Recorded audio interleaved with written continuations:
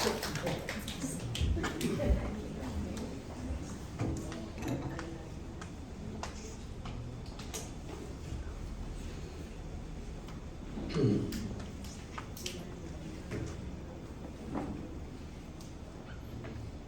morning, brothers and sisters. Pastor assigned me to discuss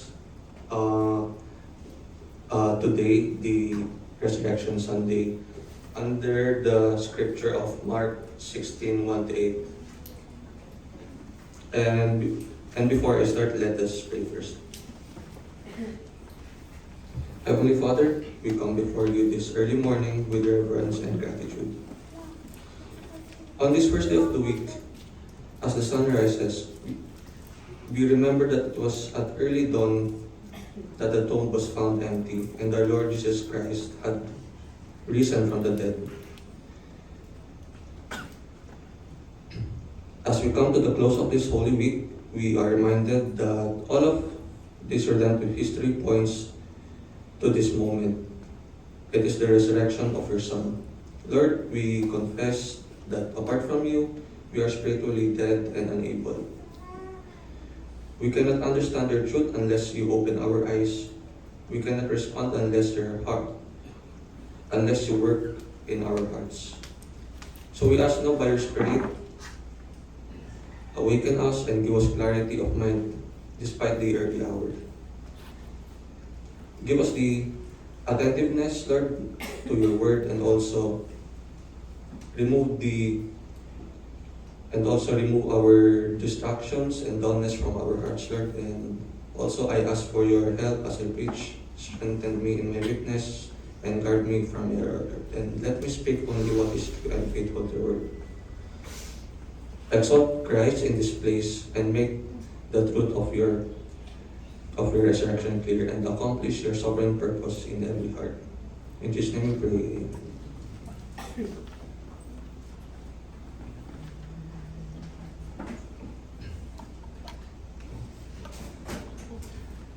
So, before we come to the text, we need to understand where we are, and not only in the Gospel of Mark, but also in the larger flow of this past week.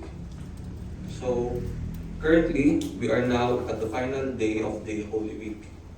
This week began with what is often called Palm Sunday, when Jesus entered the city of Jerusalem as king, and the crowds welcomed him, and they also praised him, and they had expectations of a political deliverer. But as the week unfolded, those expectations were confronted. Throughout the week, Jesus taught in the temple. He exposed hypocrisy, and he proclaimed the truth. Then came the cross on what we remember as Good Friday. This is the day when Jesus was crucified, not as a victim but as a substitute. He bore the wrath of God, and he took the punishment for sin, and he declared that it is finished. That statement is not the cry of defeat, but it is the declaration of completion.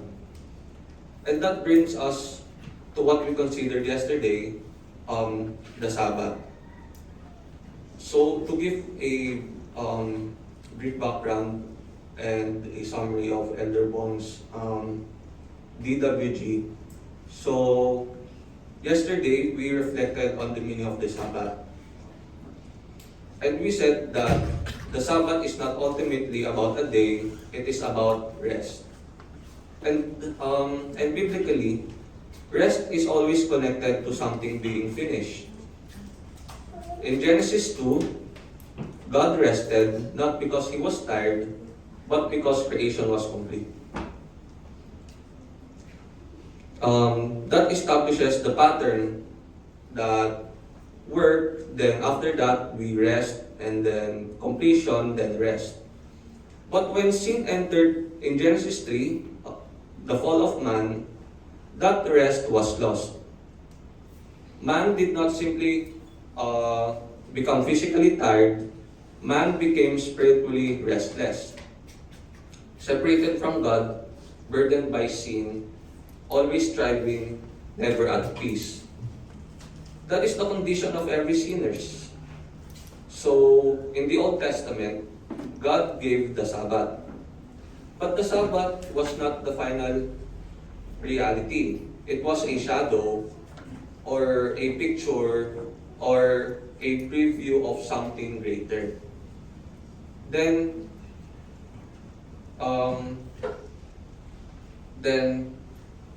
yesterday, Holy Saturday, Jesus is in the tomb, his body is laid in the grave, everything appears still, everything appears quiet. But in reality, the greatest work in history had just been completed. The redemption is finished, sin has been paid for, and the sacrifice has been offered. So, just as God rested after creation, Christ in a sense rests after redemption. But here is the crucial truth that without the resurrection, there is no true rest. And if Christ remained in the grave, there would be no victory, there would be no justification and no salvation. But today is not Saturday. Today is the Resurrection Sunday. It is the first day of the week, the day that Christ rose. And this is where everything changes. Because now, we understand that the Sabbath is not ultimately a day, it is fulfilled in a person. Jesus said, "Come to me and I will give you rest."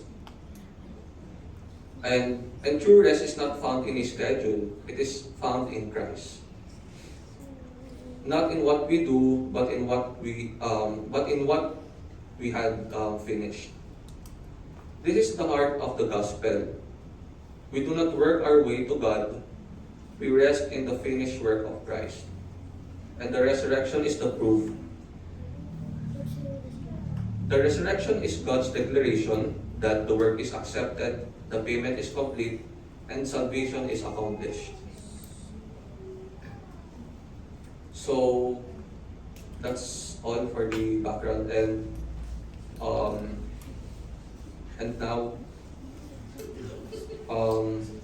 we come this morning to the cornerstone of the Christian faith, the resurrection of Jesus Christ. So, everything in Christianity rises or falls here. If Christ is not risen, there is no salvation, there is no forgiveness of sins, there is no hope, and there is no gospel. But Mark does not begin with celebration, and he begins with a question in verse 3. In verse 3,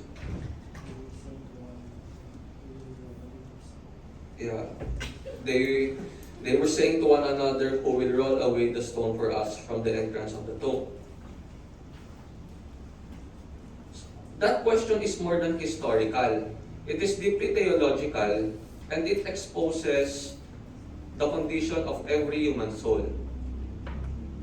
That man is spiritually unable to remove the stone of sin and death, but God has acted in the resurrection of Christ and must sovereignly act in the new birth for a sinner to be saved. So to explain that, apart from God, we are spiritually dead. We cannot come to Christ on our own. The resurrection is entirely the work of God. Man contributed nothing. And the same God who raised Christ must give life to the sinners. So the issue now is not merely who will move the stone.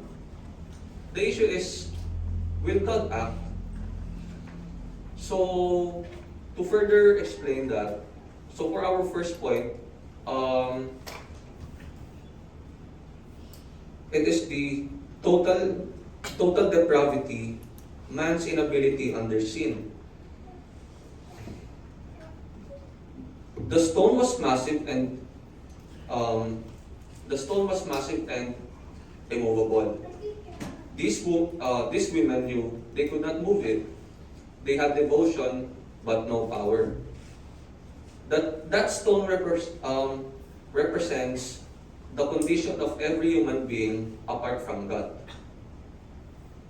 Ephesians 2:1 says, "You were dead in your offenses and sins." Dead, not weak, not struggling, but dead. This is what we mean by total depravity. Not that man is as sinful as he could be, but that every part of him is affected by sin. And he is completely unable to save himself. It says in Romans 3:11, "There is no one who seeks for God." Now, we need to be very clear at this point that man does have a will, man does make choices, but Scripture teaches that apart from God's grace, that will is bound by sin. So yes, man has the ability to respond outwardly, but he can he can hear the gospel, he can think about it, he can even show interest in it. But the true repentance, real repentance that leads to saving faith is not produced by man. It is the work of the Holy Spirit. True repentance and faith produces fruit like hate of sin, because the Holy Spirit is always working in our lives. And the old is gone and the new has come. That is why the key word is this: true repentance. Because there is a kind of repentance that is only external, temporary, emotional, and even religious, but not saving. But true repentance that turns the heart from sin to Christ, is granted by God. This is why Scripture says that God grants repentance, and this is why salvation ultimately rests not on the will of man, but on the sovereign grace of God. So, we respond, but only because God first works in us. And that is perfectly consistent with the doctrine of election. Because those whom God has chosen, He calls, He regenerates, and He brings to repentance and faith. Jesus said, "No one can come to me unless the Father who sent me draws him." So again, the issue is not whether man chooses, the issue is this: who make that choice possible? And the answer of the Scripture is very clear, and that is only God. And for my next point, it is the justification and substitution, Christ's finished work. If that were the end of the story, there would be no hope. But the gospel does not end with man. It begins with God. When we speak of substitution, we mean this: Christ died in the place of sinners. He bore the punishment we deserved. And when we speak of justification, God declares the sinner righteous not because of his works, but because of Christ. It says in Romans 4:25, He was raised because of our justification. The resurrection is God's declaration that the sacrifice is accepted and the payment is already completed. So, if Christ has not been raised, our faith is worthless. We are still in our sins, but He has been raised. And that is today that the tomb was empty, witnesses saw Him, lives were transformed, and the only explanation is this: Jesus Christ rose from the dead. And lastly, for our sanctification, beginning in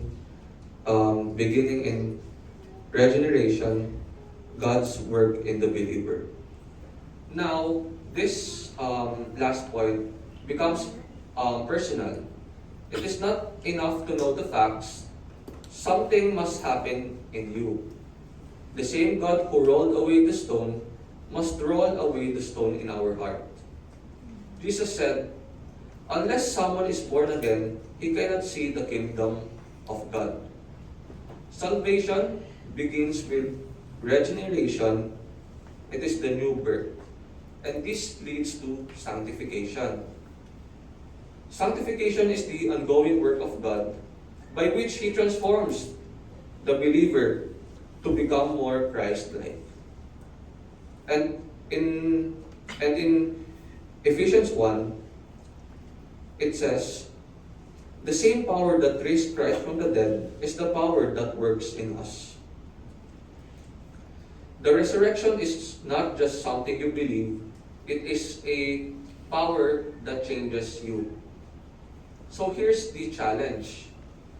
So, we return to the question, who will roll away the stone? It is not man, but only God alone. And here's the question for you guys. Has God removed the stone from your heart? It says in Romans 10:9 that if you confess with your mouth Jesus as Lord and believe in your heart that God raised Him from the dead, you will be saved. Not just know it, not just agree with it, but believe from a transformed heart. As we come to the end of our time this morning, let us bring everything together. So, we began with a question from the text, who will roll away the stone? At first, it seemed like a simple practical concern, but as we have seen, it is far from that. It is a theological question. It is a spiritual question. It is a question that exposes the condition of every human soul. Because that stone represents something greater. It represents sin, death, and the inability of man to save himself. And in our first point, we saw the reality of total depravity. That apart from God, we are not just weak, we are dead. Dead in sin, unable to come to God, unable to produce true repentance, and unable to bring ourselves to life. We may have desire, effort, or we may have religion, but like the woman at the tomb, we do not have the power to move the stone. Then, in our second point, we saw the glory of the gospel, justification and substitution, that Christ did what we could never do. He lived a perfect life we could not live. He died the death we deserve to die. He bore the full wrath of God against sin. And the resurrection is God's declaration that the sacrifice has been accepted, that sin has been paid for, that justification is secured. If Christ were still in the grave, we would still be in our sins, but He is not in the grave. He has risen. And then, in our third point, we saw that this truth must become personal. Because it is not enough to understand these things intellectually. It is not enough to agree with them. There must be a work of God in the heart. The same God who rolled away the stone from the tomb must roll away the stone from your heart. That is regeneration, that is the new birth. And from that new life flows sanctification, a life that is changed, transformed, and growing in holiness. So now, we return to the question one final time. Who will roll away the stone? It is not man, but only God alone. God has already acted in history by raising Jesus Christ from the dead. And God must act in you if you are to be saved. So the question is no longer about the tomb. The tomb is already empty. The question is about your heart. Has God removed the stone?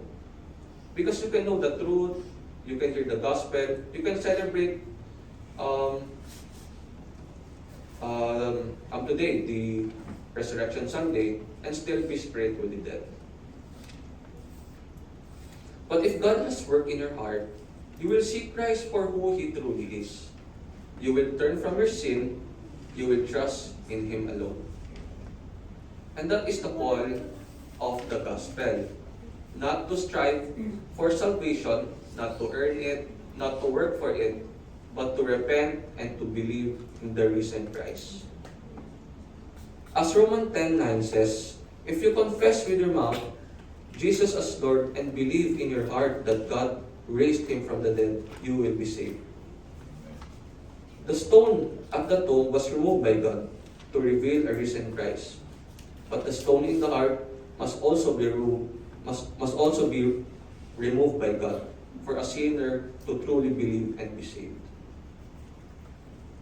The stone at the tomb was removed by God to reveal a risen Christ, but the stone in the heart must be removed by God for a sinner to truly believe and be saved.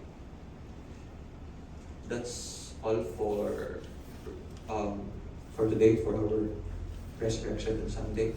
Let us close in prayer. Heavenly Father, we thank you for your word and for the truth of the resurrection. We thank you that Jesus Christ is not in the tomb, but risen, declared to be the Son of God with power. Lord, we confess that apart from your grace, our heart remains hard and unable. We cannot bring ourselves to life. So we ask that you would do what only you can do. Work in hearts today, grant repentance where there is sin, grant faith where there is unbelief.